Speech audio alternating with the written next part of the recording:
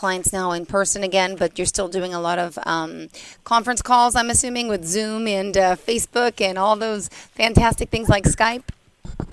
Correct. Actually, yes. And that's been a big change for me in the last few months, that where I genuinely missed the face-to-face interactions with clients. But yes, there have been a lot of Zoom, a lot of Skype, and also FaceTime with clients, a lot of phone calls.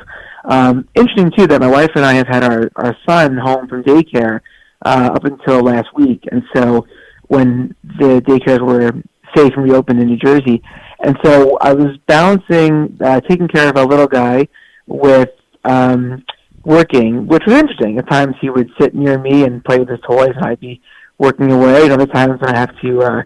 But thankfully now things are, I think, in a lot of ways, resuming more of a normal semblance in terms of just having a different work day and being able to see clients in person, face to face. And so these are all things that I've been really looking forward to, as I'm sure many people have been over the last few months. That we've been hunkered down. Yeah. But I think overall New Yorkers, and for that matter, folks in the tri-state area have done, I think, overall, I've observed a pretty good job at complying with what's been asked of us in terms of social distancing, in terms of wearing masks, in terms of keeping ourselves healthy, and all of which, of course, we should all be doing when it comes to our employees in the workplace, right, as well. But, I really do look forward to getting back into some hobbies when it's safe to do so. And what hobbies do you have? Tell us. Well, I play guitar. That hasn't really changed. Oh, cool. It's been a lot of fun. Karaoke is something I do. I've been doing Zoom karaoke, which is not quite the same, but I also enjoy, which I have not been able to do, going to the gym to work out. That's been something I have to put on the shelf, of course, right now. I just don't really feel comfortable at that level. And frankly, I think the gyms where I live in New Jersey are closed anyway. But so I've been finding other ways to blow off steam, get some exercise, and looking forward to just, again, enjoying the summer in the best way that, I can. It's nice when my wife and I can, meet up with friends or family in a park. We actually had a birthday party with my wife last Saturday, surprise party for her, at a gazebo in a park where everyone had their space, but we had a nice, it was really went off smoothly. So it felt good to sort of reclaim something from COVID-19, because we had not been able to have certain celebrations that were coming up in our lives in the spring, but now we're playing it safe like most people are, but also venturing out a little bit more. So that's basically, the sort of, you've got the my life in a nutshell there, my work, my personal, and thank you for mentioning the hyphen in my website, because often people have said sarverlaw.com, but without that hyphen. Nope, I say Sarver dash. Yep.